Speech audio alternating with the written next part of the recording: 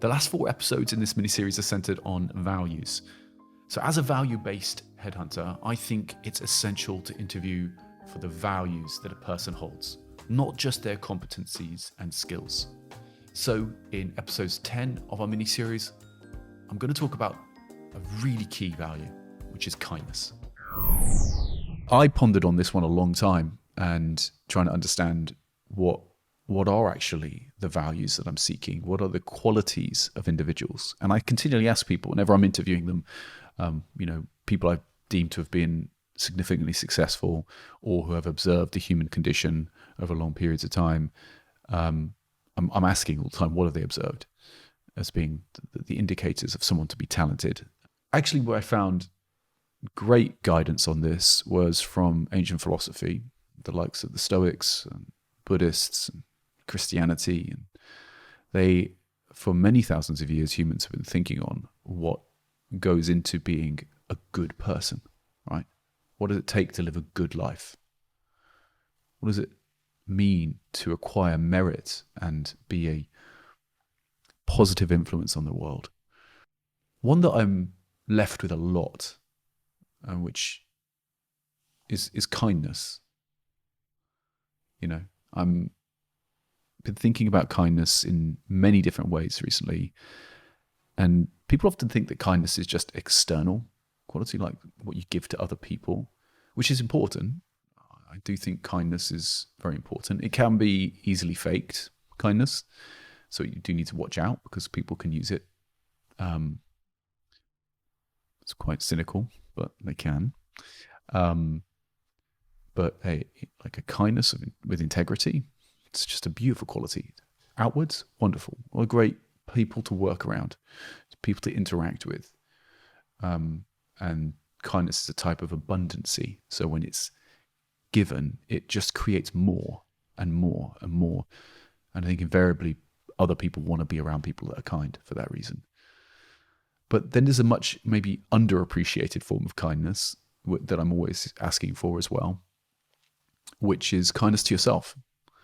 And are you actively doing things that are kind for yourself?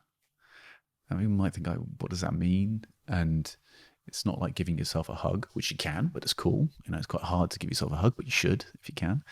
But it's like exercise, meditation, eating well. It's getting enough sleep, not drinking too much, not constantly beating yourself up, having some therapy, meditating, all of the things. This is types of self-kindness, which if I'm looking at someone, I want to know, like, really they've got something, because ultimately, like, kindness and to ourselves means that we're going to be more resilient and that we're going to be able to give more because it's that abundant type of form. So it also, is an important thing to think from a performance point of view. What's going to keep the fire burning when it's raining? Because it will be. And you never know when that rain comes. This is why a lot of the ancient philosophies probably would argue sometimes about what is kindness and how is kindness. In a natural ecosystem, for example, the ecosystem needs predation. It needs a free exchange of energy.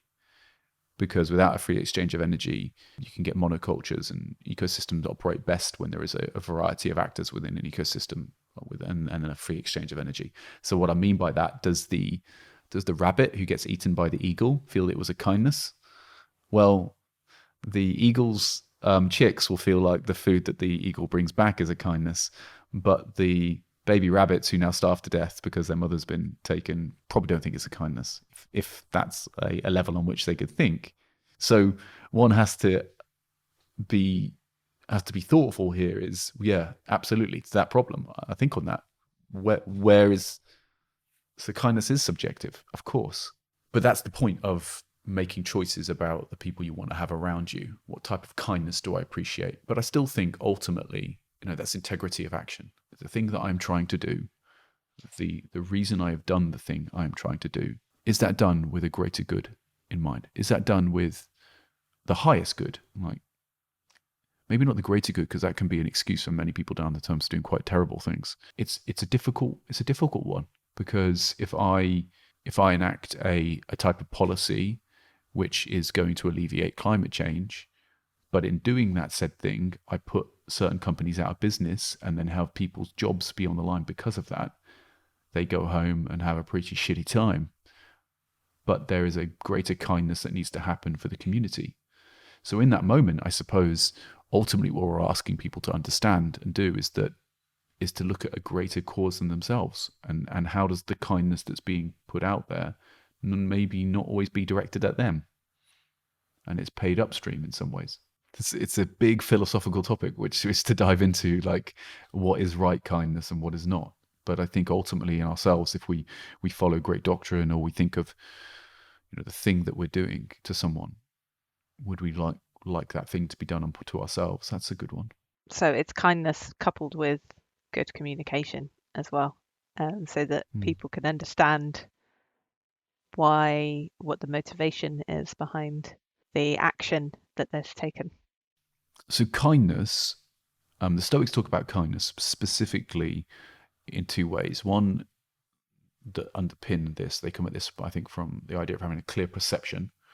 You always must develop a clear way of seeing the world. And maybe this will be something I'll come back to later, but what I think in great leaders is people who can think from first order principles, people that can see to the true underlying influencing factors and how they may be extrapolated out into cause and effect. A clear perception of how things are. And then you couple that with this idea of sort of a natural being, like the natural order. So they say, does the thing that you're doing contribute to the natural order, to a type of greater good, I suppose they would say. Like some would talk about in terms of like a godliness, a type of universal goodness. And in those instances, yeah, I think we can start to be a little bit more objective about what is kindness.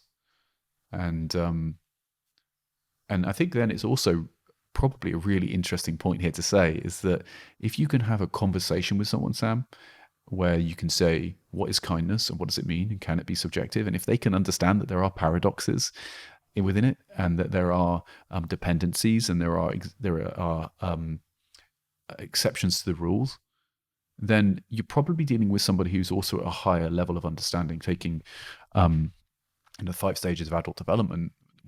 To reach the level 5, one of the key ones is understanding that there are complexities, there are paradoxes, there are interdependencies, and being comfortable with the fact that there may be for some people, even when you're winning, somebody has to lose, and there are these situations in which that occurs. So even just an appreciation of what we're talking about and in a candidate and somebody else, I think is a really good indicator that they're going to be a good person to have in your business, and they're also then the success of the team that they foster as well.